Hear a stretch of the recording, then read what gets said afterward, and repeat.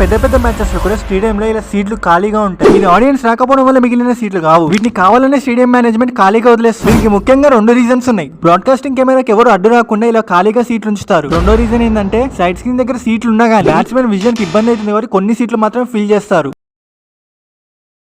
Stadium flood light కి ఏమైనా problem వస్తే అంత హైట్ లో ఎలా రిపేర్ చేస్తారు? ఇప్పుడున్న స్టేడియం లో అన్ని ఫ్లడ్ లైట్స్ కి లాడర్ గానీ ఎలివేటర్ గానీ ఉన్నాయి. సేఫ్టీ బెల్ట్ వేసుకుని వాటిని రిపేర్ చేయడం జరుగుతుంది. మ్యాచ్ కి ముందే లైటింగ్ టెస్ట్ కూడా జరుగుతుంది. మ్యాచ్ జరుగుతున్న టైంలో లైట్ ఇంజనీర్స్ పక్కనే ఉంటారు. ఏదైనా ప్రాబ్లం వస్తే 15 to 30 minutes లో క్లియర్ చేయడం జరుగుతుంది. అవసరమైతే బ్యాకప్ ఫ్లడ్ లైట్స్ కూడా వాడతారు.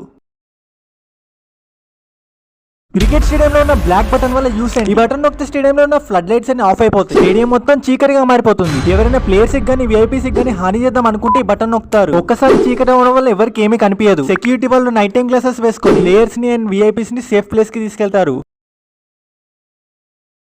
ఒకప్పుడు క్రికెట్ ని 2 స్టంపులతో ఆడేవాళ్ళని మనకు తెలుసు. ఇప్పుడు 3 స్టంపులతో వాడుతున్నాం. ఐపీఎల్ అయితే 3 స్టంపుల కాస్ట్ 30 లక్షలు. అయితే వాటి మీద వాడే బేల్స్ కాస్ట్ ఎంత తెలుసా? అక్షరాలు 2 లక్షలు. అంటే స్టంప్స్ సెటప్ చేయాలంటే 34 లక్షలు పడుతుంది. 2 వైపుల స్టంప్స్ కావాలి కాబట్టి 68 లక్షలు అవుతుంది. మెయింటెనెన్స్ తో కలిపి ఓన్లీ 70 లక్షలు స్టంప్స్ కోసమే ఖర్చు చేయాల్సి వస్తుంది.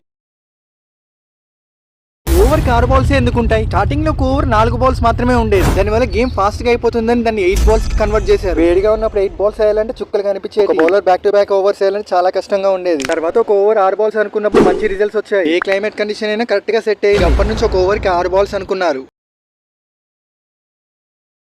దుబాయ్ లో జరిగే ఏషియా కప్ కి బీసీసీ ఎంత ఖర్చు పెడుతుందో తెలిస్తే షాక్ అయిపోతారు. మొత్తం 30 మందికి 1,50,000 విలువైన ఫ్లైట్ టికెట్స్, అది కూడా బిజినెస్ క్లాస్ లో. అదే ప్రతి 30 మందికి 25,000 5-స్టార్ హోటల్లో రూమ్స్, అది ఒక నైట్ కి. ప్లేయర్స్ యొక్క జిమ్, బస్ ఫెసిలిటీ అండ్ సెక్యూరిటీకి ₹1,00,00,000 ఖర్చు అవుతుంది. మొత్తం టూర్ కి ఫుడ్ తో కలిపి 12 to 16 crores ఒక టూర్ కి ఖర్చు అవుతుంది.